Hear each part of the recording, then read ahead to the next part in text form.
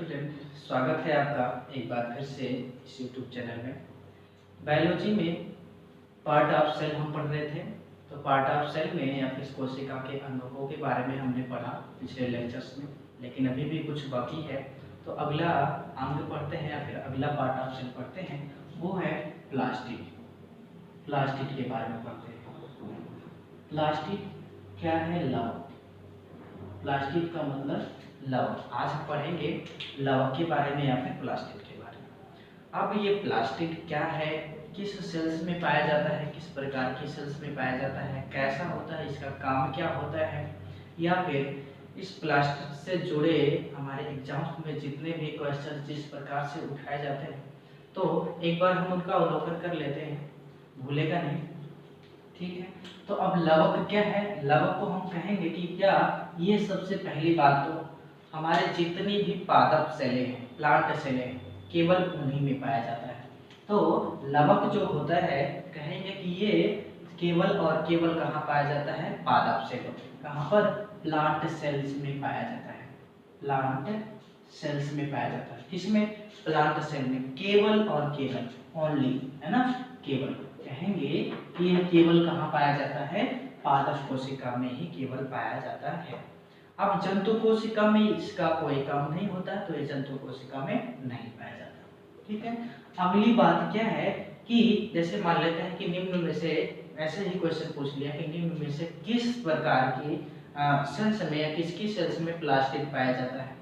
मान लेते हैं कि वहां पर दे दिया कि एक जंतुओं का नाम दे देना है, जैसे घोड़ा हो गया, फिर मनुष्य हो गया, फिर उसके बाद कोई पौधा मान लेते या फिर पौधा ही लिख दिया, फिर उसके बाद अगला यहाँ पे लिख दिया शेर लिख दिया। तो आपको क्या मतलब बताना रहेगा कि जितने भी जंतु हैं, जंतुओं में तो पाया जाएगा नहीं, केवल और केवल किस में पाया जाएगा? जो प्लांट्स हैं, जो पौधों में, उन्हीं प्रकार की सेलों में ही पाया जाएगा। अब उसके बाद प्लास्टिड की जो खोज की थी वो किसने की थी, इसके बारे में हमें देखना।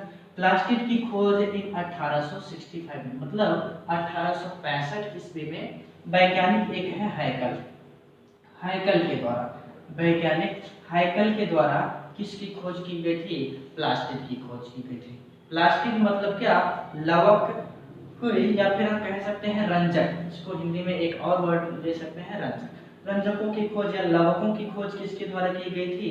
तो हैकल नामक वैज्ञानिक के द्वारा की गई थी। कब की थी? तो 1865। ठीक है, लेकिन बात क्या है कि हैकल नामक वैज्ञानिक ने इसकी खोज तो कर दी थी, लेकिन वहां पर उन्होंने प्लास्टिड वर्ड यूज नहीं किया था। तो अगला क्वेश्चन ये है कि सबसे पहले प्लास्टिड वर्ड किसने यूज किया था? तो प्लास्टिड वर्ड एक वैज्ञानिक है W.H. सिम्पल के नाम से। क्या है? W.H. सिम्पल। W.H. सिम्पल, ये वैज्ञानिक, इन्होंने क्या कहा कि इस प्लास्टिड के लिए या फिर इनके द्वारा खोजे गए उस पार्ट ऑफ सेल के बारे में एक नया नाम दिया। उस नए नाम का क्या नाम था? तो उस नए नाम का प्लास्टिड ही नाम था। क्या नाम था? प्लास्टिड। प्लास्टिड नाम दिया किसने? सिम्पल नामक वैज्ञानिक ने। खोज किसने की? खोज का श्रेय दूसरे को जाता है, लेकिन प्लास्टिड वर्ड का यूज दूसरे वैज्ञानिक को जाता है। किसको? इस सिम्पल नामक वैज्ञानिक। ठीक है, अच्छा ठीक है। अब अगली बात ये है कि ये जो लवक होते हैं, हमने कहा क्या कि ये सभी की सभी प्लांट सेलों में पाए जाते हैं। अब प्लांट सेलों में ठीक है पाए जाते हैं, लेकिन उनका काम कहाँ, क्या मतलब उनका काम क्या होता है? सबसे पहली बात तो हम देखेंगे कि जो प्लास्टिड होते हैं वो 3 प्रकार के होते हैं। कितने? 3 प्रकार के होते हैं। प्लास्टिड क्या? कितने प्रकार? 3 टाइप के होते हैं। प्लास्टिड 3 प्रकार के होते हैं। तो कौन कौन सा हम देख लेंगे? तीनों प्रकार हम देख लेंगे। पहला क्या है? पहला नाम है क्लोरोप्लास्ट। Chloroplast, chloroplast, chloroplast. और दूसरा नाम है क्रोमोप्लास्ट, क्रोमोप्लास्ट। और फिर अगला नाम है ल्यूकोप्लास्ट, ल्यूकोप्लास्ट। 3 प्रकार के हैं क्या? हमारे प्लास्टिड लवक, जो कि पार्ट ऑफ सेल में उपस्थित है। अब ये बात क्या है, क्लोरोप्लास्ट, क्रोमोप्लास्ट और ल्यूकोप्लास्ट तीनों प्रेजेंट होते हैं हमारे पार्ट ऑफ सेल में, या फिर कहेंगे पादपों की कोशिकाओं में। लेकिन काम क्या है कि इस क्लोरोप्लास्ट का जो काम होता है वो अभी देखेंगे। इसका जो यहाँ पर रंजक, हमने कहा क्या इसको रंजक भी कह सकते हैं। तो ये जो है ये हरे रंग का होता है। किस रंग का? हरे रंग का होता है। कौन? क्लोरोप्लास्ट। उसके बाद क्रोमोप्लास्ट किस रंग का होता है? ये रंगीन होता है। मतलब कोई वास्तविक रंग नहीं, मतलब हरा या फिर नीला, काला, पीला कुछ भी कह नहीं सकते, किसी भी रंग का हो सकता है। हरे को यदि हम छोड़ दें तो उसके अलावा जो भी रंग आपको दिखे उस रंग का ये होगा क्या? क्रोमोप्लास्ट। लेकिन एक रंग और है, उस रंग का नाम क्या है? सफेद। क्या है? सफेद। मतलब हरा और सफेद को यदि छोड़ दिया जाए तो जितने भी प्रकार के रंग बचेंगे आप क्या बताएंगे कि वो सभी रंग किस रंजक के अंतर्गत आएंगे या फिर किस प्लास्टिक के अंतर्गत आएंगे? तो क्रोमोप्लास्ट के अंतर्गत आएंगे। तो हम जान गए कि क्रोमोप्लास्ट रंगीन होता है, जबकि ल्यूकोप्लास्ट क्या होता है? ल्यूकोप्लास्ट रंगहीन होता है। किस रंग का होता है? रंगहीन। अब रंगहीन होने का मतलब इसको कह दिया गया कि ये लगभग कुछ सफेद कलर का होता है। किस रंग का? सफेद कलर का, है ना। रंगहीन होने का मतलब सफेद दे दिया गया है। अर्थात ऐसे जब आपसे क्वेश्चन पूछेगा कि निम्न में से कौन सा प्लास्टिड सफेद रंग का होता है, तो आप क्या बताएंगे? ल्यूकोप्लास्ट सफेद रंग का होता है ना। इसमें से कोई नहीं बताएंगे। क्रोमोप्लास्ट नहीं, भले ही रंगीन होता है लेकिन क्रोमोप्लास्ट हमारा आंसर नहीं होगा। आंसर क्या? ल्यूकोप्लास्ट होगा। ठीक है, तो देखा हमने क्या कि हरे रंग का क्या? क्लोरोप्लास्ट होता है। क्रोमोप्लास्ट क्या?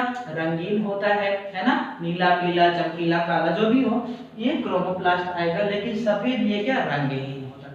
अच्छा, अब ये अगला क्वेश्चन ये है कि जो ये तीनों प्रकार के प्लास्टिक हमने बताए कि क्या ये प्लास्टिक एक दूसरे में चेंजेस हो सकते हैं? ऐसा है क्या? हाँ बिल्कुल, ऐसा चेंजेस है। तो तीनों प्लास्टिक या फिर तीनों ये जो रंजक हैं, तीनों लवक हैं, ये एक दूसरे में चेंज हो सकते हैं। कैसे? जैसे हमने यहाँ पर क्या लिख दिया? ये लिख दिया हमने क्लोरोप्लास्ट। क्या? क्लोरोप्लास्ट। उसके बाद यहाँ पर है क्रोमोप्लास्ट। क्रोमोप्लास्ट और फिर ये ल्यूकोप्लास्ट है। Leucoplast, chloroplast, chromoplast, leucoplast. अब क्या हुआ? हमने कहा कि ये तीनों समय के अनुसार, जैसे जैसे समय घटता बढ़ता रहता है उसके अनुसार ये अपना रंग या फिर एक दूसरे में चेंजेस करते रहते हैं, एक दूसरे में बदलते रहते हैं। ऐसे हम कह सकते हैं। जैसे मानते हैं एक एग्जाम्पल के तौर पर, अभी देखते हैं कैसे। हाँ, सिंपल सी बात, जैसे कि पहले हम ले लेते हैं कि एक मिर्च ले लेते हैं या टमाटर। हमने तो सभी ने देखा है। अब जब टमाटर खेत में रहता है तो वो क्या? हरे रंग का होता है। पहले किस रंग का होता है? हरे रंग का। जब वो हरे रंग का टमाटर या मिर्च रहेगा तो क्या रहेगा कि उसके अंदर हम कहेंगे क्या? कौन सा प्लास्ट उपस्थित है? रंगीन वाला नहीं कहेंगे, क्रोमोप्लास्ट नहीं, हरे रंग का है। ध्यान देंगे, हरे रंग का है तो इसका मतलब क्लोरोप्लास्ट होगा। लेकिन समय जैसे जैसे बढ़ता जाता है तो वो हरे रंग या फिर टमाटर का हरा रंग जो है या मिर्च का हरा रंग धीरे धीरे परिवर्तित हो जाता है लाल रंग में, अर्थात वो लाल रंग का हो जाता है। मतलब हम कहेंगे कि वो किस रंग का? रंगीन हो जाता है, क्रोमोप्लास्ट में बदल जाता है। अर्थात क्लोरोप्लास्ट किस में चेंज हो जाता है? क्रोमोप्लास्ट में चेंज हो जाता है। मतलब कि ये तीनों, अभी तो हमने दो ही देखा, ठीक है। अब यहाँ पे जो मिर्च का रंग हरा या लाल था, मतलब हरा रंग था, मतलब उसमें क्या उपस्थित था? क्लोरोप्लास्ट उपस्थित था। अब वो जाकर के समय के अनुसार क्रोमोप्लास्ट में चेंज हो गया। मतलब कैसा हो गया कि हम कहेंगे कि किसमें हो गया? वो रंगीन हो गया, लाल रंग का हो गया। ऐसे ही क्या होता है? अब ल्यूकोप्लास्ट को हम ले लेते हैं। ल्यूकोप्लास्ट का मतलब एक सिंपल से एग्जांपल से समझते हैं। जैसे खेत में आलू मान लेते हैं। आलू ये क्या? खेत में बोए गए हैं। इस तरह से आलू खेत में बोए गए हैं, ऐसे बहुत सारे आलू लगे हुए हैं। अब उसके इन आलुओं के ऊपर क्या रहता है? मिट्टी ऐसे ही चढ़ाई गई रहती है। देखा तो होगा ही, मिट्टी चढ़ाई गई होती है। लेकिन अब इस आलू को जब हम देखेंगे तो ये इनका कुछ रंग या फिर रंगहीन होंगे या फिर कहेंगे कि इनका कोई वास्तविक रंग नहीं होगा, तो हम कहेंगे कि उसमें कौन सा प्लास्टिक उपस्थित होगा, उसमें ल्यूकोप्लास्ट उपस्थित होगा ऐसी। या फिर हम ले लेते हैं, चलो आलू को ना लेते हैं, ले लेते हैं हम मूली, ठीक है, ऐसे मूली ले लेते हैं। अब मूली क्या है कि ये जब तक जमीन के अंदर है तब तक देखेंगे कि ये एकदम सफेद रंग का होता है, लेकिन कि यही एक बार मूली को हम क्या करें, यहाँ से ये जो मिट्टी लगी है इस मिट्टी को यहाँ से हटा दें और कम से कम यहाँ तक ऐसे खोद दें, मतलब इतना भाग मूली का ये मिट्टी के ऊपर कर दें, इतना भाग मिट्टी के ऊपर कर देते हैं। तो देखते हैं कि धीरे धीरे क्या होता है, इतना भाग मूली वाला वो क्या हो जाता है, वो लगभग कुछ ना कुछ उसमें हरा कलर आ जाता है, कुछ चेंजेस आ जाते हैं। तो हम कहेंगे कि ये ल्यूकोप्लास्ट अभी जो सफेद रंग का था वो धीरे धीरे किस में चेंज हो गया, या फिर क्लोरोप्लास्ट में चेंज हो गया, हरे रंग का। तो इस तरह से ये तीनों आपस में धीरे धीरे समय के अनुसार क्या होते रहते हैं, चेंज भी हो सकते हैं, है ना, चेंज भी हो सकते हैं। ठीक है, तो आपसे अगला क्वेश्चन पूछा जाएगा कि जैसे सिंपल से हमने मान लिया कि मिर्च जब मतलब हरे रंग का होता है तो उसमें कौन सा प्लास्ट होता है, तो आप बताएंगे कि क्लोरोप्लास्ट होता है, लेकिन पकने के बाद मिर्च में कौन सा प्लास्टिक उपस्थित हो जाता है, तो आप वहां पर क्लोरोप्लास्ट का आंसर तो कर नहीं सकते, क्यों, क्योंकि ये केवल हरे रंग का हो रहा है। आप बताएंगे क्या कि वहां पर क्रोमोप्लास्ट उपस्थित है, ये ना कहेंगे भाई वो एक स्टेज से दूसरी स्टेज पे पहुंच गया, अब दूसरी स्टेज का नाम क्या है, तो क्रोमोप्लास्ट। मतलब ये तीनों आपस में एक दूसरे से चेंजेस हो सकते हैं, बदल सकते हैं। ठीक है, अब अगली बात, मतलब हमने देख लिया कि ये तीन रंग के मतलब तीन टाइप के होते हैं, तीनों टाइप भी हमने देख लिया, और हम ये भी कह सकते हैं कि ये तीनों जो टाइप के प्लास्टिक हैं वो एक दूसरे में चेंजेस भी हो सकते हैं समय के अनुसार। ठीक है, अब अगला इसमें पहला टाइप हम पढ़ते हैं, पहला टाइप हम पढ़ते हैं भाई, एक एक के बारे में अभी डिस्क्राइब करना बाकी है जहां से तो क्वेश्चन उठते हैं। ठीक है, तो पहला है वो हरे रंग का जो प्लास्टिक था उसका नाम क्या, क्लोरोप्लास्ट। क्लोरोप्लास्ट का मतलब अब इसको हम हिंदी में भी क्लोरोप्लास्ट ही कहते हैं, क्या, क्लोरोप्लास्ट। अब ध्यान देंगे कि ये जो क्लोरोप्लास्ट है ये किस रंग का होता है, हरे रंग का होता है। ठीक है, हरे रंग का होता है। अब रही बात ये कि ये जो हरे रंग का होता है, अगला क्वेश्चन ये हमसे पूछा जाता है कि क्लोरोप्लास्ट के हरे रंग का होने, क्लोरोप्लास्ट के हरे रंग का होने का कारण क्या है, तो इसमें तो कहेंगे कि क्लोरोफिल उपस्थित होता है, क्या, क्लोरोफिल क्लोरोफिल को हम एक और नाम से जानते हैं, हिंदी में क्या कहेंगे, पर्णहरित कहते हैं, क्या, पर्णहरित उपस्थित होता है, किसमें, तो क्लोरोप्लास्ट में, जो कि हरा रंजक प्रदान करता है, किसको, क्लोरोप्लास्ट को। अब जब क्लोरोप्लास्ट हरे रंग का, तो इसका मतलब क्या होगा कि पत्ती में जब अधिक मात्रा में क्लोरोप्लास्ट होगा तो उस कारण से उसका रंग हरा होता है। मतलब कि पूछा जाएगा क्वेश्चन ये, पत्ती के या फिर पत्तियों के हरे रंग होने का कारण क्या है, तो हरे रंग होने का कारण सबसे पहला तो ये है कि उसमें प्लास्टिड उपस्थित होते हैं। प्लास्टिड का मतलब क्या, हम बताएंगे कि लवक उपस्थित होते हैं। अब और गहराई से यदि हमसे पूछ ले रहा है कि लवक उपस्थित हो रहा है लेकिन कौन सा लवक है, तो हम बताएंगे कि पत्तियों के हरे रंग होने का कारण उसमें क्लोरोप्लास्ट नाम का क्या उपस्थित रहता है, लवक। लेकिन रही बात कि क्लोरोप्लास्ट में क्या उपस्थित होता है, क्लोरोफिल, तो हमें आंसर क्या देना रहेगा कि पत्तियों के हरे रंग होने का कारण उनमें पर्णहरित की उपस्थिति या क्लोरोफिल की उपस्थिति है। ठीक है, अब उसके बाद ये हरे रंग का या क्लोरोफिल, अब आपने देखा कि क्लोरोफिल क्या है कि हरे रंग का है, लेकिन हम देखेंगे कि ये क्लोरोफिल एक तरह का प्रकाश संश्लेषी ऑर्गन है, क्या है, प्रकाश संश्लेषी ऑर्गन भी है, किसका, तो पत्तियों का, है ना। तो क्लोरोफिल जो है ये क्या है, ये प्रकाश संश्लेषी प्रकाश संश्लेषी ऑर्गन भी है। एक प्रकाश संश्लेषी ऑर्गन का मतलब अंग है, प्रकाश संश्लेषी अंग। यदि पत्तियों में आपसे पूछा जाए कि पत्तियों में प्रकाश संश्लेषी अंग कौन सा है, तो आपको बताना क्या है कि क्लोरोफिल है या फिर पर्णहरित है। ठीक है, क्या बताएंगे? क्लोरोफिल है या फिर पर्णहरित। कौन है प्रकाश संश्लेषी अंग? तो बताएंगे क्लोरोफिल। ठीक है, आगे की कहानी अभी देख रहे हैं कि कैसे, क्यों इसको कहा जा रहा है कि प्रकाश संश्लेषी ऑर्गन। तो सबसे पहली बात तो ये कि हम क्लोरोप्लास्ट की एक छोटी सी संरचना सिंपल से देखते हैं कि इसकी संरचना कुछ इस तरह से होती है, ऐसे। वही सेल है ना, सेल का एक पार्ट है। तो क्लोरोप्लास्ट जो बना होता है वो ऐसी ही दोहरी झिल्लियों की एक आकृति बनाया रहता है।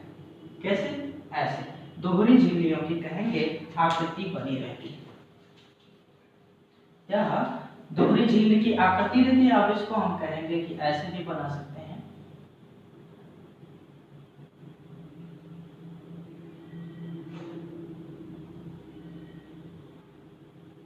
ठीक है, ये अब दोहरी झिल्ली की आकृति मतलब ये जो बाहर वाली ये आउटर लेयर है, ये इसको हम कहते नहीं है आउटर लेयर, मतलब ये क्या है? ये बाहरी परत है। किसकी? तो क्लोरोप्लास्ट की। क्लोरोप्लास्ट की ये बाहरी परत, और फिर ये अंदर लेयर स्थित है, तो इसको हम कहेंगे क्या कि ये इनर लेयर है, या फिर क्या कहेंगे? भीतरी लेयर या इनर लेयर, मतलब ये भीतरी लेयर है। ठीक है, अब यहाँ से तो हमें इतनी बात मालूम चल गई कि जो क्लोरोप्लास्ट की संरचना है वो कुछ इस तरह से, लेकिन अभी पूरी नहीं है, पूरी तो होगी आगे। अब यहाँ से जो क्वेश्चन बनेगा इन परतों से, इन लेयरों से, वो ये बनेगा कि जो क्लोरोप्लास्ट के लेयर्स हैं वो किसके बने होते हैं, किस चीज के बने होते हैं। तो अब तक हम पढ़ते हुए चले आए हैं कि जितने भी लगभग ऑर्गन्स देखे उनकी मेम्ब्रेन्स लगभग किसकी बनी होती हैं, तो वही लाइपोप्रोटीन की ही बनी होती है ना। तो किसकी बनी होंगी? लाइपोप्रोटीन की, लाइपोप्रोटीन की बनी होती है। अब लाइपोप्रोटीन का मतलब लिपिड प्लस प्रोटीन की मिलती, मतलब वसा और फिर प्लस प्रोटीन की बनी होती है। हिंदी में कहेंगे क्या कि वसा और प्रोटीन से मिलकर के क्या बनती है? इन प्लास्टिकों की लेयर्स बनती हैं। अब आप वैसे भी जानते हैं कि वसा का मतलब क्या कि चिपचिपा गाढ़ा सा पदार्थ, या फिर ऐसा पदार्थ जो कि मतलब कुछ हमें मतलब विस्कस रहे, है ना। अब जब ये विस्कस रहेगा तो इसका मतलब प्रोटीन के साथ लगेगा तो एक लेयर जैसी संरचना जरूर बना लेगा। तो जब भी लेयर पूछे आपसे तो आप वसा वहां पर लगा ही देंगे, मतलब लगभग लेयर्स में वसा प्रेजेंट होती है ना। तो वसा और प्रोटीन क्या हुआ? वसा और प्रोटीन की बनी ये झिल्ली होती है। ठीक है, अब अगली बात कि इसमें, इसके अंदर का ये जो पूरा का पूरा भाग अभी खाली दिख रहा है, इसमें कुछ ऐसे पदार्थ भरे होते हैं, मतलब एक जलीय जैसा द्रव, सॉल या जलीय जैसा द्रव भरा होता है। अब उस सॉल या फिर जलीय द्रव का कोई नाम है, मतलब ये जलीय द्रव है ना, ये क्या है? द्रव है। अब इस, लेकिन जलीय द्रव नहीं कहेंगे, इस जलीय द्रव का यहाँ पर नाम क्या है? इसको मैट्रिक्स भी कहते हैं। क्या? मैट्रिक्स भी कहते हैं। लेकिन अभी भी हमारा क्वेश्चन का आंसर पूरा नहीं हुआ, ना तो ये जलीय द्रव है पूरा और ना ही ये मैट्रिक्स है। इसका नाम आपको देना रहेगा स्ट्रोमा कहते हैं, मतलब इस मैट्रिक्स को या फिर इस जलीय द्रव को हम क्या कहते हैं? स्ट्रोमा कहते हैं। किस नाम से जानते हैं? स्ट्रोमा। मतलब इंपॉर्टेंट यहाँ पर स्ट्रोमा है। क्या? स्ट्रोमा। अच्छा ठीक है, आपसे पूछा जाए कि प्लास्टिक या क्रोमोप्लास्ट की जो झिल्ली के अंदर भरा सॉल जैसा द्रव होता है, लिक्विड होता है, उसका नाम क्या होता है? जरा बताएंगे तो क्या? स्ट्रोमा होता है। उसको मैट्रिक्स भी कहेंगे, स्ट्रोमा भी कहेंगे। ठीक है, अब हम देखेंगे कि इसी के अंदर, किसके अंदर? इसी मैट्रिक्स के अंदर एक कहेंगे कि इसी लाइपोप्रोटीन की बनी हुई छोटी छोटी और संरचनाएं होती हैं जिनको लैमेली कहा जाता है। क्या? लैमेली कहा जाता है। अब ये छोटी छोटी जो संरचनाएं होती हैं वो कैसी होती हैं? वो ऐसी, मतलब सिक्का तो हमने देखा ही है, सिक्के के आकार की संरचनाएं होती हैं। कैसी संरचनाएं? सिक्के के आकार की ऐसी छोटी छोटी संरचनाएं होती हैं, लैमेली के आकार की। लेकिन अब इस छोटी छोटी संरचनाओं को देखेंगे तो लैमेली कहेंगे, मतलब इनको लैमेली। अब ये जो लैमेली होते हैं ये सिंगल नहीं होते हैं, मतलब ये जहां पर भी उपस्थित होंगे वे परतों के रूप में उपस्थित, मतलब ऐसे ही कहेंगे कि जैसे एक सिक्कों का ढेर लगा दिया जाए, सिक्कों का ढेर लगा दिया जाए तो ऐसी एक संरचना बन जाती है सिक्कों के ढेर जैसी। बस ऐसे ही सिक्कों के ढेर के समान ये संरचनाएं बनाई रहती हैं, किसमें, इस प्लास्टिड के अंदर, कोई अकेली नहीं होती है। मतलब इस प्लास्टिड के अंदर सिक्कों जैसी संरचनाएं बनाई रहती हैं और लगभग कितनी मात्रा में होती हैं, तो हम कहेंगे कि एक इस सिक्कों के ढेर जैसी संरचना में लगभग जो उपस्थित है ये, मतलब ये सिक्के के समान लैमेली जिसको हमने कहा, वो कितनी होती हैं, वो 10 से लेकर के 100 तक हो सकती हैं। अच्छा ठीक है, अब इस सिक्के जैसी ये जो आकार की संरचना जिसको हमने लैमेली कहा, उसको उसका एक और नाम है क्या, थैलेकॉइड भी कहते हैं। क्या, थैलेकॉइड कहते हैं, थैलेकॉइड, थैलेकॉइड, थैलेकॉइड क्या, यही लैमेली के आकार की, मतलब सिक्के जैसी एक संरचना, थैलेकॉइड किसको कहेंगे, यहाँ पर जो केवल और केवल एक संरचना, पूरी की पूरी बॉडी को नहीं कहेंगे, केवल एक संरचना को हम कहते हैं क्या, थैलेकॉइड। ठीक है, अब ये थैलेकॉइड एक संरचना में कितनी प्रेजेंट होती हैं, तो लगभग हम कहेंगे 10 से लेकर के 100 तक प्रेजेंट होती हैं। ठीक है, अच्छा अब यहाँ से दूसरा क्वेश्चन हमारा ये बनता है कि जैसे आपने तो कह दिया कि थैलेकॉइड एक संरचना को कह दिया, एक सिक्के को हम वहां से उठा लिए तो उसको हमने कह दिया क्या, थैलेकॉइड कह दिया। लेकिन रही बात क्या कि ये जो पूरी की पूरी संरचना है, ये जो पूरी की पूरी संरचना है उसका नाम क्या होगा, उसका नाम हम देखेंगे, उसका नाम है यहाँ पर, उसको ग्रेनम कहते हैं। किस नाम से जानते हैं, ग्रेनम कहते हैं, ग्रेनम कहते हैं। किसको ग्रेनम कहेंगे, तो इस पूरी की पूरी एक संरचना को, मतलब सिक्कों के ढेर जैसी ये जो संरचना बनी हुई है ऐसे, उसको क्या कहते हैं, ग्रेनम कहेंगे। अर्थात हम कहेंगे कि एक ग्रेनम में कितनी थैलेकॉइड्स हो सकती हैं, तो 10 से लेकर के 100 थैलेकॉइड हो सकती है। किसमें, एक ग्रेनम में। एक ग्रेनम में कितनी थैलेकॉइड, तो 10 से लेकर के 100 थैलेकॉइड हो सकती हैं।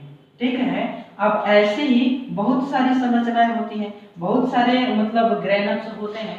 तो अगला क्वेश्चन ये है कि क्लोरोप्लास्ट में, या फिर कहेंगे कि क्लोरोप्लास्ट की इस संरचना में कितने ग्रेनम्स उपस्थित होते हैं। भाई थैलेकॉइड तो हमने बताया कि एक थैलेकॉइड मतलब एक ग्रेनम में लगभग थैलेकॉइड की संख्या 10 से लेकर के 100 तक होती है। लेकिन इस पूरी की संरचना में, पूरी संरचना में लगभग हम कहेंगे 40 से लेकर के 60 ग्रेनम उपस्थित होते हैं। 40 से लेकर के 60 ग्रेनम उपस्थित होते हैं। किसमें, तो पूरी की पूरी संरचना। हमने 3 दिखाया है, ऐसे ही बहुत सारी संरचनाएं, मतलब 40 से ज्यादा संरचनाएं होती हैं लगभग एक क्लोरोप्लास्ट की संरचना। ठीक है, अब सोचो कि जब एक क्लोरोप्लास्ट में जब 40 से लेकर के 60 ग्रेनम्स हो रहे हैं तो उसमें थैलेकॉइड की संख्या कितनी होगी, तो हम कहेंगे कि जितने उसमें ग्रेनम्स होंगे उसके लगभग प्रत्येक ग्रेनम में 10 से लेकर के 100 ग्रेनम थैलेकॉइड उपस्थित होंगे। अब कुछ कहा नहीं जा सकता है कि एक्यूरेट कितने होंगे, क्योंकि एक्यूरेट किसी की संख्या यहाँ पर पता नहीं। ठीक है, अब अगली बात है, अगला पॉइंट ये है कि जैसे हमने कह दिया कि इस थैलेकॉइड संरचना, ये जो थैलेकॉइड बनी होती है कैसी, सिक्के की नुमा संरचना होती है। सिक्के की नुमा संरचना तो बिल्कुल होती है, लेकिन पूरी संरचना जब इसकी हम देखेंगे तो ये वास्तव में कुछ इस तरह से बनी होती है, मतलब ये भी दोहरी झिल्ली की ही बनी होती है। कौन, एक थैलेकॉइड जो है वो दोहरी झिल्ली की बनी होती है। एक थैलेकॉइड दोहरी झिल्ली की बनी होती है।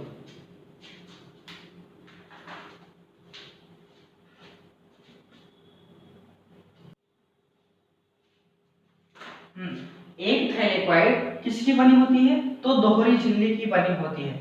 दोहरी झिल्ली का मतलब कि जैसे इसकी आउटर मेम्ब्रेन है और फिर इनर मेम्ब्रेन है, ऐसे ही इसकी आउटर मेम्ब्रेन और फिर इनर मेम्ब्रेन।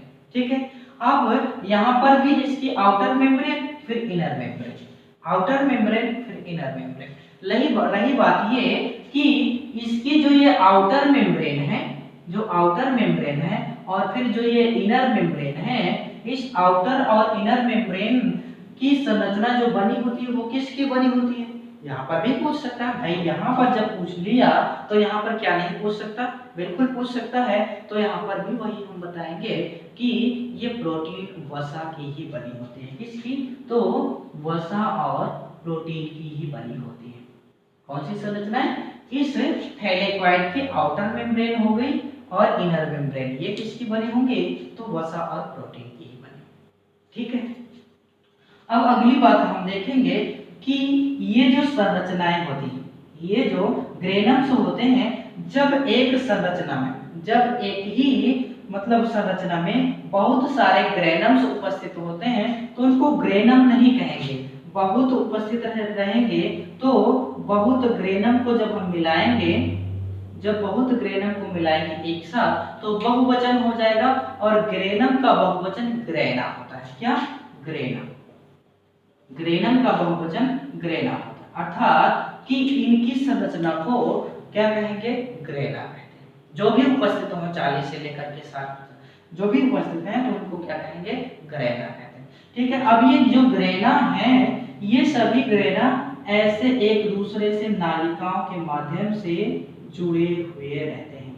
इस तरह से हम कहेंगे कि एक दूसरे से नालिकाओं के माध्यम से ऐसे ही जुड़े रहते हैं।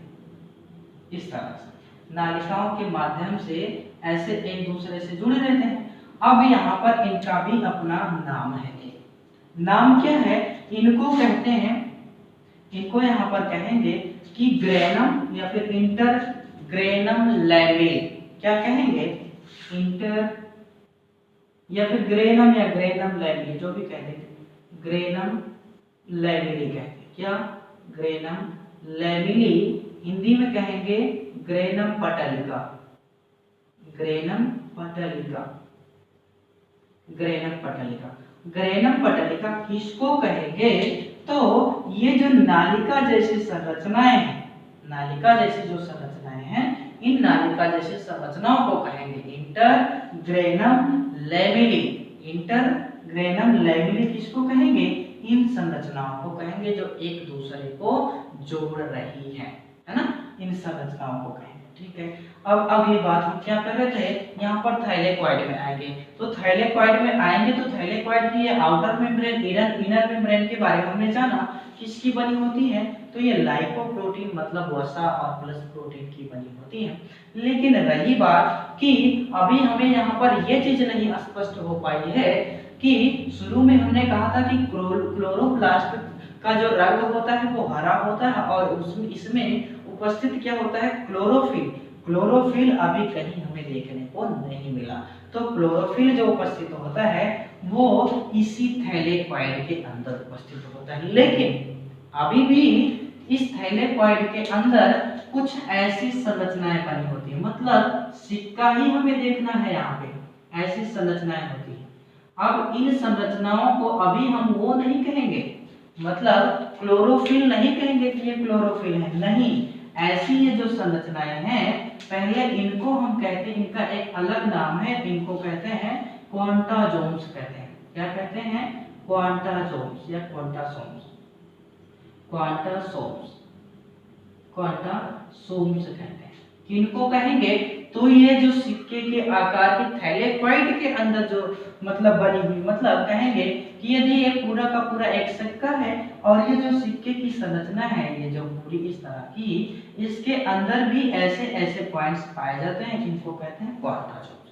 अब इन क्वांटासोमों में कहेंगे, क्वांटासोमों में भी ये अब इसके अंदर ऐसे ऐसे पॉइंट्स पाए जाते हैं एक दूसरे, मतलब तो दूर दूर बने हैं, एक दूसरे से ऐसे ही सटे रहते हैं, मतलब ऐसे ही सटे रहते हैं,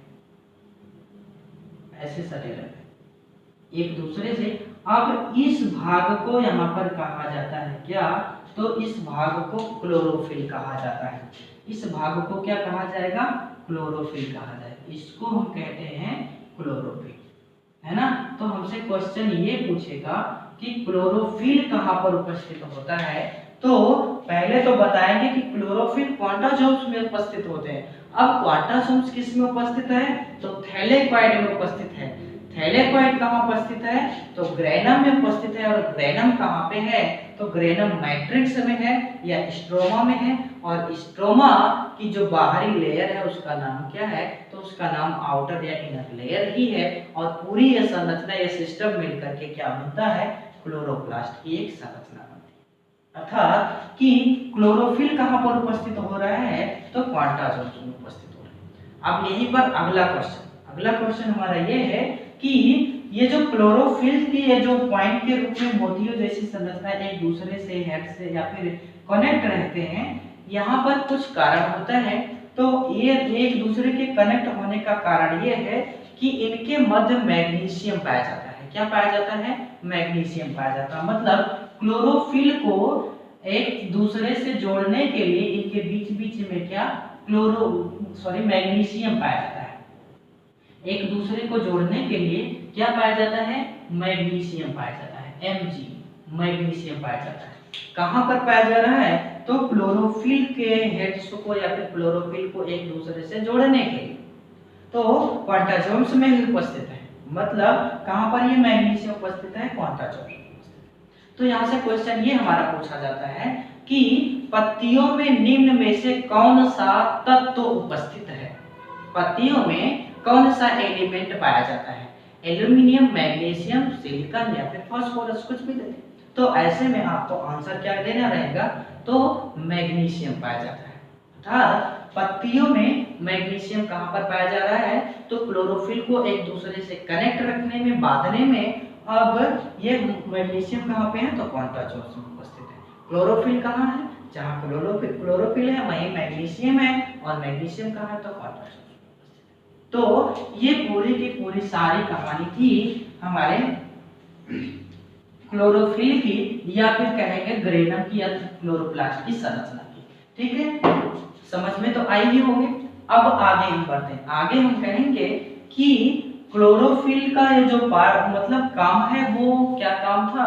वो काम ये है कि सूर्य की प्रकाश की सबसे महत्वपूर्ण कारण। अब हम क्लोरोप्लास्ट के वर्ग के बारे में देखेंगे। क्या वर्ग है? सबसे इंपॉर्टेंट जो वर्ग है क्लोरोप्लास्ट का, वो क्लोरोफिल की उपस्थिति के कारण ये क्या करता है? पौधों में भोजन बनाने की प्रक्रिया करता है। मतलब पौधों के लिए भोजन बनाता है। कौन? क्लोरोप्लास्ट। किसकी उपस्थिति के कारण? तो पर्णहरित की उपस्थिति के कारण। पर्णहरित क्या करता है? ये सूर्य के प्रकाश से क्या करता है? भोजन बनाने का कार्य करता है। क्या करता है? तो प्रकाश संश्लेषी अभिक्रिया होती है इसमें। तो पहली बात तो हम कहेंगे पौधों के लिए सबसे इंपॉर्टेंट जो काम है क्लोरोप्लास्ट का, वो क्या है? पौधों के लिए भोजन बनाने का काम है। पौधों के लिए भोजन बनाता है। अब ये जो भोजन बनाता है वो क्लोरोप्लास्ट नहीं, क्लोरोप्लास्ट के अंदर उपस्थित क्लोरोफिल बनाता है, पर्णहरित बनाता है ना। कौन बनाता है? पर्णहरित बनाता है। पौधों के लिए भोजन बनाने वाला सबसे इंपॉर्टेंट काम कौन है? किसका है? क्लोरोप्लास्ट का। ठीक है, क्लोरोफिल को हमने देखा कि उसके मतलब वो काम क्या कर रहा है? पौधों के लिए भोजन बना। लेकिन अब ये भोजन जो बनने की प्रक्रिया है, उस प्रक्रिया को कहते हैं प्रकाश संश्लेषी रिएक्शन। फोटोसिंथेसिस रिएक्शन के माध्यम से होती है। कैसे? वो फोटोसिंथेसिस रिएक्शन के माध्यम से होती है। कैसे? रिएक्शन के माध्यम से प्रकाश संश्लेषी अभिक्रिया होती है। किसके अंदर? तो पर्णहरित के अंदर ही प्रकाश संश्लेषी अभिक्रिया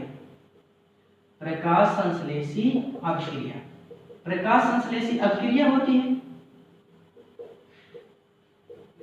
किसके अंतर्गत? क्लोरोफिल के अंतर्गत। लेकिन अभी बात यहीं पर समाप्त नहीं हुई कि जो फोटोसिंथेसिस रिएक्शन है ये दो टाइप की होती है। किसमें? तो वही क्लोरोप्लास्ट में दो टाइप से घटित होती है। पहली तो लाइट रिएक्शन होती है। कैसी? लाइट रिएक्शन कहते हैं उसको। एक लाइट रिएक्शन होती है, मतलब कहेंगे कि लाइट रिएक्शन तब होती है जब सूर्य का प्रकाश उपस्थित होगा, मतलब सूर्य के प्रकाश की उपस्थिति में। कैसे? सूर्य के प्रकाश की उपस्थिति। सूर्य के प्रकाश की उपस्थिति में जो रिएक्शन होगी उसको हम क्या कहेंगे? तो लाइट रिएक्शन कहेंगे। भाई जब सूर्य का प्रकाश आएगा तो लाइट मिलेगी, तो हम क्या कहेंगे कि जब उस लाइट की उपस्थिति में जो रिएक्शन हो रही है पत्तियों के अंदर, क्लोरोप्लास्ट के अंदर, तो वो क्या कहलाएगी? वो कहलाएगी लाइट रिएक्शन, है ना। लेकिन दूसरी जो रिएक्शन है वो है डार्क रिएक्शन। क्या? डार्क रिएक्शन है। डार्क रिएक्शन का मतलब कि अंधेरी अभिक्रिया होती है, मतलब जब सूर्य का प्रकाश उपस्थित नहीं होता है, मतलब यहाँ पर सूर्य का प्रकाश उपस्थित नहीं होता है, सूर्य का प्रकाश उपस्थित नहीं होता है, सूर्य का प्रकाश वहां पर उपस्थित नहीं होता है। अब यहाँ पर जो सूर्य का प्रकाश उपस्थित है यहाँ पर नहीं है, तो हम देखेंगे कि जब मतलब दो पौधा हम लेते हैं, क्या? दो पौधों को हमने लिया और क्या किया? एक को सूर्य के प्रकाश में उपस्थित कर दिया और एक को ऐसे कमरे में हमने लगा दिया, जहां पर सूर्य का प्रकाश नहीं जा पा रहा है। और यदि जा भी रहा है, और यदि ये सूर्य का प्रकाश जा भी रहा है तो तिरछा जा रहा है, पहले यहाँ जा रहा है फिर यहाँ से जाकर के, मतलब बहुत ही कम पड़ रहा है सूर्य का प्रकाश। तो हम देखेंगे ये पौधा क्या जीवित रहेगा? जीवित बिल्कुल रहेगा, मरेगा नहीं। लेकिन बात क्या रहेगी कि उसके अंदर भोजन कम बनेगा, और जब भोजन कम बनेगा तो उसको खाने को कम मिलेगा, और खाने को कम मिलेगा तो उसका शरीर वैसे के वैसे ही दुबला पतला बना रहेगा। बस केवल कहेंगे कि वो जो पौधा है वो खाने के लिए, या फिर कहेंगे वो केवल जीने के लिए खा रहा है। क्या? कि ये जो यहाँ पर पौधा है वो केवल इतना खा रहा है कि वो जीवित रह सके, बस उतना ही उसको मिल पा रहा है। लेकिन यहाँ पर इस पौधे की यदि हम बात करें, दोनों एक ही क्वालिटी के हैं, लेकिन दोनों में डिफरेंस ये है कि ये बाहर है सूर्य के प्रकाश में, ये सूर्य की अनुपस्थिति में। अब इसको देखेंगे तो यहाँ पर जब सूर्य का प्रकाश तेजी से पड़ेगा तो इनके पत्तियों में क्लोरोफिल ज्यादा एक्टिव होगा। जब ज्यादा एक्टिव होगा तो भोजन ज्यादा बनेगा और ज्यादा मात्रा में खाने को मिलेगा। जब ज्यादा मिलेगा तो कहेंगे कि ये ज्यादा वृद्धि करेगा, ज्यादा बढ़ेगा और ज्यादा विकास करेगा।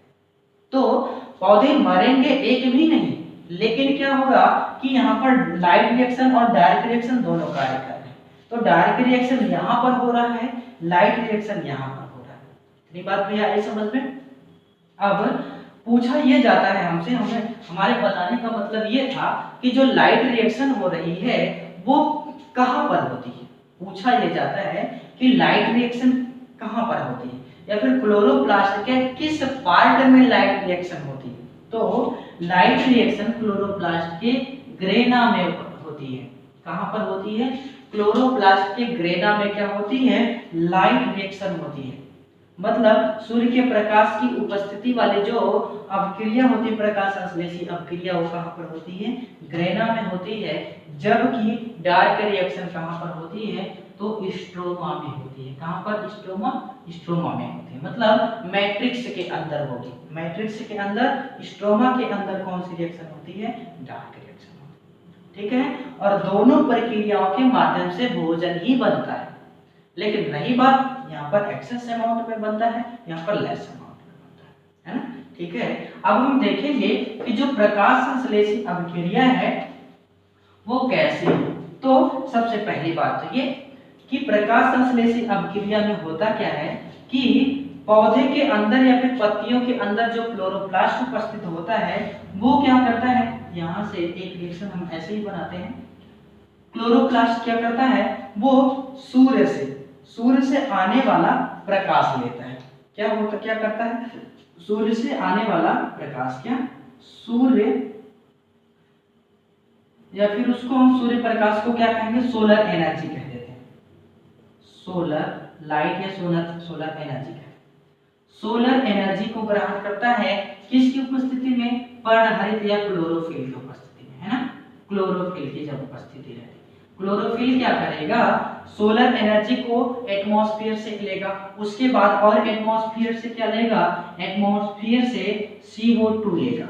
एटमॉस्फेयर से इसको सोलर एनर्जी मिल जाएगी, कार्बन डाइऑक्साइड गैस मिल जाएगी, लेकिन और कुछ जरूरत होती है इन्हें पौधों को, और भी कुछ की जरूरत होती है। वो क्या है, वो जल की जरूरत होती है।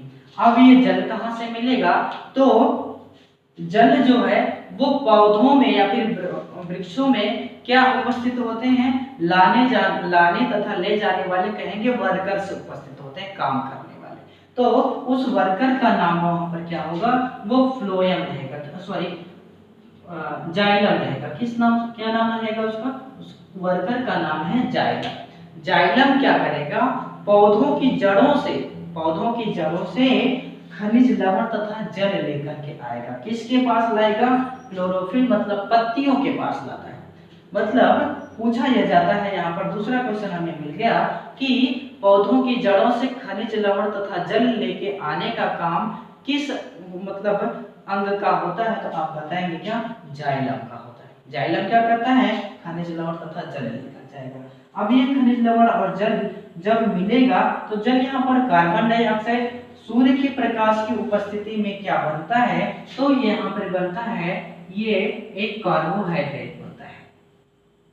क्या बनता है, कार्बोहाइड्रेट। कार्बोहाइड्रेट मतलब क्या, ये बना ग्लूकोज। क्या हुआ, ग्लूकोज बन गया। किसकी उपस्थिति में, तो क्लोरोफिल क्या किया, सूर्य के प्रकाश की उपस्थिति में क्या बना दिया, कार्बन डाइऑक्साइड कहां से लिया, एटमॉस्फेयर से लिया, और जल कहां से लिया, तो जड़ों से लिया। जल लेकर के आया कौन, जाइलम लेकर के आया, तो बना क्या, ग्लूकोज बना। उसके बाद और क्या बनता है, तो ऑक्सीजन बनती है, ऑक्सीजन बनती है ना, क्या बनता है, ऑक्सीजन बनती है। इसको हम संतुलित भी कर सकते हैं, देखेंगे तो इस तरह से भाई कि 12 हाइड्रोजन यहाँ, 12 हाइड्रोजन यहाँ, तो 12 हाइड्रोजन यहाँ, उसके बाद 6 ऑक्सीजन यहाँ, तो 6 ऑक्सीजन यहाँ, फिर उसके बाद 6 कार्बन यहाँ, 6 कार्बन यहाँ, और उसके बाद 12 ऑक्सीजन यहाँ, तो 12 ऑक्सीजन।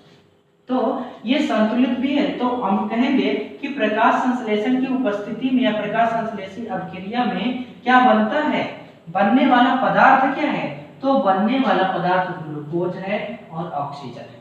अब इस ग्लूकोज को क्या करता है, तो ग्लूकोज क्या ही खाना है, ग्लूकोज क्या है, कार्बोहाइड्रेट है, पौधों का खाना है। अब इस खाने को अगला मतलब दूसरा वर्कर आएगा, वो सभी को ले जाकर के बांटने वाला काम करेगा। यदि खाना बन गया है रसोई में तो सबको परोसेगा। कौन ले जाकर के परोसेगा, तो उसका नाम है फ्लोएम। फ्लोएम एक अगला वर्कर है, अगला पार्ट है। ये क्या करेगा कि जब पत्तियों में भोजन बन जाता है, क्लोरोफिल में भोजन बन जाता है, तो फ्लोएम का काम क्या रहता है कि वो पौधे के सभी अंग को तक जाता है, क्या लेकर के, ग्लूकोज लेकर के जाता है या फिर भोजन लेकर के जाता है। अब रही बात ऑक्सीजन की, तो ऑक्सीजन क्या है, वो एटमॉस्फेयर में रिलीज हो जाता है।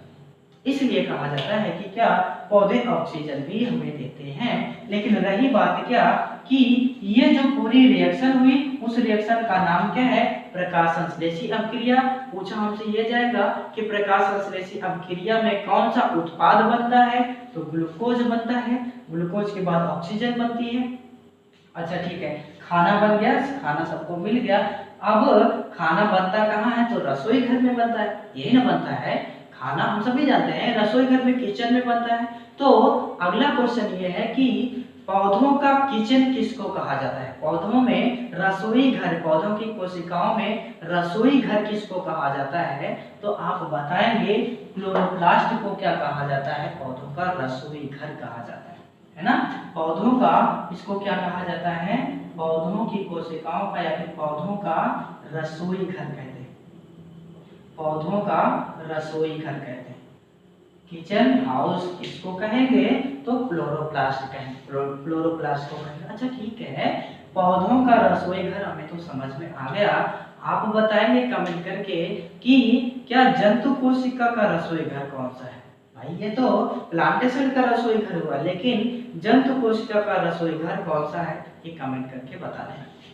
ठीक है, तो इतनी बात समझ में आई, खाना कैसे बन रहा है, क्या क्या बन रहा है, क्या क्या लग रहा है, तो अब यहाँ से भूलेंगे नहीं शायद। ध्यान रखेंगे, इंपॉर्टेंट क्वेश्चन जो भी थे वो मिल गए। अब जो भी क्वेश्चन था वो देखा आपको, क्वेश्चन यही पूछा जाता है कि मान लेते हैं कि जल और खनिज लवण लाने का काम कौन करता है, तो जाइलम करता है। फिर उसके बाद खाना बांटने का काम कौन करता है, फ्लोएम करता है। खाना बनता कहाँ है, तो क्लोरोफिल में बन या फिर क्लोरोप्लास्ट में बनता है ना, ये सब चीजें। अब अगला पार्ट है, अगला पार्ट है दूसरा नंबर, उसका नाम है क्या, क्रोमोप्लास्ट। क्रोमोप्लास्ट,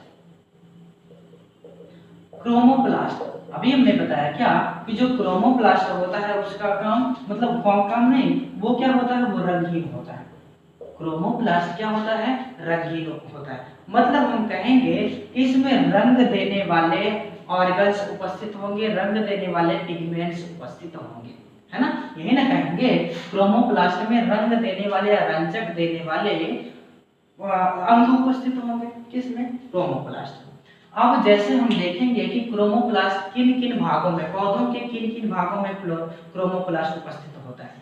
अच्छा, क्लोरोप्लास्ट पौधों के किन किन भागों में उपस्थित होगा, तो क्लोरोप्लास्ट वाले पॉइंट में आप एक जगह लिख लेंगे कहां कहां पर उपस्थित होता है। सबसे पहली बात तो क्लोरोप्लास्ट जो है वो पौधों के पत्तियों में उपस्थित होता है। कहां पर उपस्थित होता है, पौधों के पत्तियों में। किसकी बात कर रहे हैं, क्रोमोप्लास्ट की नहीं, क्लोरोप्लास्ट की बात कर रहे हैं।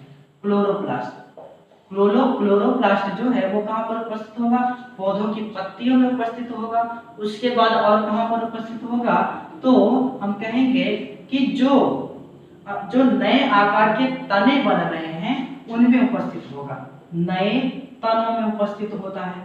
उसके बाद और कहां, जो पुराने तने होते हैं उसमें क्या, कुछ मात्रा में, कहेंगे कुछ मात्रा में पुराने तनों में भी उपस्थित होता है, पुराने तनों में उपस्थित होता है। अथवा एक सरल सा एग्जांपल ये है, ये आप कह देंगे कि पौधे का वो भाग जो सूर्य के प्रकाश की उपस्थिति में रहता है उनमें लगभग क्या पाया जाता है, क्लोरोप्लास्ट पाया जाता है। मतलब आप ऐसे में कह देंगे कि रंगीन फूल भी तो रंगीन है, गुलाब भी क्या है, वो भी तो मतलब सूर्य के प्रकाश में होता है, क्या उसमें भी पाया जाता है, तो वहां पर नहीं। ध्यान आपको देना है कि सूर्य के प्रकाश की उपस्थिति में जो आपको हरा दिखे वही कहेंगे। तो ये हमारे ख्याल से ज्यादा सही है, वो नहीं कहेंगे कि जो भाग सूर्य की उपस्थिति में है। तो पत्तियों में पाया जाता है, नए जो तने बन रहे हैं उन तनों में पाया जा रहा है, और फिर कुछ मात्रा में पुराने तनों में भी पाया जाता है। ठीक है, ये रही बात क्लोरोप्लास्ट की। अब क्रोमोप्लास्ट हम देखेंगे कि कहाँ पाए जाएंगे। तो जितने भी रंग बिरंगे फूल हैं, जितने भी रंग बिरंगे फूल हैं, रंग बिरंगे फूलों में, रंग बिरंगे फूलों में उपस्थित होता है, रंग बिरंगे फूलों में क्या उपस्थित होता है, क्रोमोप्लास्ट। भाई फूलों का इतना सुंदर आकर्षक मनमोहक जो कलर होता है वो किसके कारण से होता है, वो क्रोमोप्लास्ट के उपस्थिति के कारण होता है। ठीक है, तो रंग बिरंगे फूलों में उपस्थित होता है। अब उसके बाद हम कहेंगे कि ये जो रंग बिरंगे फूल है ये किसके कारण से होते हैं, तो हम कहेंगे कि ऐसे ही बहुत से पॉइंट होते हैं, मतलब कह नहीं सकते कि इसके कारण से, लेकिन कभी कभी हमें आंसर में ये भी मिल जाता है कि यहाँ पर क्रोमोप्लास्ट जो होता है वो रंग बिरंगे फूलों में किस रूप में उपस्थित होता है, वो क्रोमैटोफोर्स की उपस्थिति में। मतलब क्रोमैटोफोर्स ऐसे कह देंगे, क्रोमैटोफोर्स एक नाम है, क्रोमैटोफोर्स नामक एक पिगमेंट है जो कि लगभग रंग बिरंगे फूलों में पाया जाता है, और ये क्या है, एक क्रोमोप्लास्ट का अंग है, क्या, क्रोमैटोफोर्स। तो हमें बस यही पर इसके बारे में इतना ही डिस्क्राइब करना था कि क्रोमोप्लास्ट कहाँ पर होता है, इसका काम क्या, ये रंगीन होता है, उसके बाद रंग बिरंगे फूलों में पाया जाता है। अच्छा, एक इम्पोर्टेंट काम ये है कि क्रोमोप्लास्ट जो होता है वो परागकण की क्रिया में या फिर परागण की क्रिया में बहुत ही इम्पोर्टेंट रोल निभाता है। किसके, पौधों में ये क्या करता है, पौधों में परागण का काम कराता है, पौधों में परागण करवाता है, परागण करवाता है। देखेंगे पौधों में परागण कौन करवाता है किसकी उपस्थिति के कारण? तो क्रोमोप्लास्ट की उपस्थिति के कारण। भाई पौधों का इतना सुंदर सा रंगीन जो रंग मतलब सुनहरा आकर्षक रंग होता है वो क्रोमोप्लास्ट की उपस्थिति। अब जब जो मक्खियां हैं जो भंवरे हैं वो रंग बिरंगे फूलों पर जाते हैं किसके कारण से? तो कहेंगे इनके रंगीन होने के कारण। उनमें एक जो विशेष प्रकार की खुशबू होती है उसके कारण से जाते हैं। अर्थात जब वहां पर मक्खियां जाएंगी भंवरे जाएंगे, एक पर बैठा उड़ के जाकर के दूसरे पर बैठा, तो इसका मतलब कि यहाँ का पार्टिकल यहाँ का कण वहां पर गया, वहां का कण वहां पे आया, तो वही क्रिया क्या? परागण कहलाती है। जैसे कि यहाँ पर एक पौधा है, यहाँ पर इसके कुछ फूल हैं, ये फूल है इसका, ये फूल है इसका, इस तरह से यहाँ पर ये फूल है और फिर इस तरह से यहाँ फूल है। क्या है कि एक मक्खी आई यहाँ पर और यहाँ पर इस फूलों पर बैठी और यही मक्खी उड़ करके जाकर के इस फूल पर बैठ गई। तो यहाँ का कुछ कण यहाँ पर ले आई या फिर यहाँ से उड़ करके यदि यहाँ आ गई तो यहाँ ले आई। यही प्रक्रिया क्या? परागण की क्रिया होती है। मतलब आप कहेंगे कि परागण कौन करवाता है किस प्लास्टिक की उपस्थिति के कारण? तो क्रोमोप्लास्ट की उपस्थिति। भाई रंग बिरंगा ऐसा तो है नहीं कि मक्खी जाकर के यहाँ पर डायरेक्ट बैठ जाएगी, भंवरा जाकर के यहाँ पर बैठेगा, तो यहाँ पर बैठने से कोई मतलब नहीं होगा। यहाँ पर फूलों की जब पार्ट्स पर बैठेगा तब परागण की क्रिया होगी। ठीक है, तो परागण कौन करवाता है? वो क्रोमोप्लास्ट करवाता है। ठीक है, सभी प्रकार के रंग बिरंगे पौधों के भाग में पाया जाता है। अगला है ल्यूकोप्लास्ट। क्रोमोप्लास्ट से बस उतना ही था, उससे ज्यादा कुछ नहीं था। ल्यूकोप्लास्ट हम कहेंगे कि ये तो सबसे पहली बात क्या होता है? वो रंगहीन होता है। कौन? ल्यूकोप्लास्ट क्या? रंगहीन होता है। उसके बाद पाया कहाँ जाता है? तो ल्यूकोप्लास्ट जो पाया जाता है वो जमीन के अंदर वाले भाग में पाया जाता है, मतलब जड़ों में पाया जाता है। कहाँ पर? ज्यादा से ज्यादा कहाँ पर पाया जाएगा? जड़ों में पाया जाता है। तो हम कहेंगे कि वो मतलब ल्यूकोप्लास्ट उन भागों में पाया जाता है जो सूर्य के प्रकाश की उपस्थिति में नहीं रहते, मतलब जमीन के अंदर वाले भागों में, जमीन के अंदर वाले भागों में पाया जाता है। जमीन के अंदर वाले भागों में पाया जाएगा।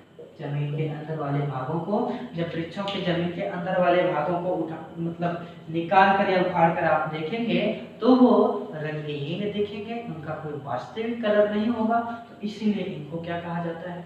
रंगहीन कहा जाता है। कभी कभी मिल जाता है कि सफेद कलर के दिखते, मतलब रंगहीन होने के कारण इनको कह दिया है क्या? सफेद कलर के होते। लगभग, वास्तव में होते नहीं है पूरे के पूरी तरह से सफेद, कुछ सफेद होते हैं, है ना, तो इनको हम कहेंगे कुछ सफेद, है ना, कुछ सफेद कहेंगे। कुछ सफेद होते हैं क्या? ल्यूकोप्लास्ट। कहाँ पर पाए जाते हैं? तो जमीन के अंदर वाले भागों में पाए जाते हैं, मतलब जड़ों में पाए जाते हैं, रंगहीन होता है। ठीक है, तो इतना ही है क्या ल्यूकोप्लास्ट के बारे में। ठीक है, अब ल्यूकोप्लास्ट कहाँ? वो जमीन के अंदर वाले पार्ट जितने हैं उनकी सेल में पाया जाएगा। क्रोमोप्लास्ट कहाँ पर पाया जाएगा? तो रंग बिरंगे फूलों की सेल्स में पाया जाएगा। क्लोरोप्लास्ट कहाँ पर पाया जाएगा? तो कहेंगे कि जितने भी सूर्य के प्रकाश की उपस्थिति में हरे कलर के हैं सभी में क्या पाया जा रहा है? तो सभी में पाया जा रहा है क्लोरोप्लास्ट। तो बस यहीं पर समाप्त है हमारा प्लास्टिड वाला चैप्टर।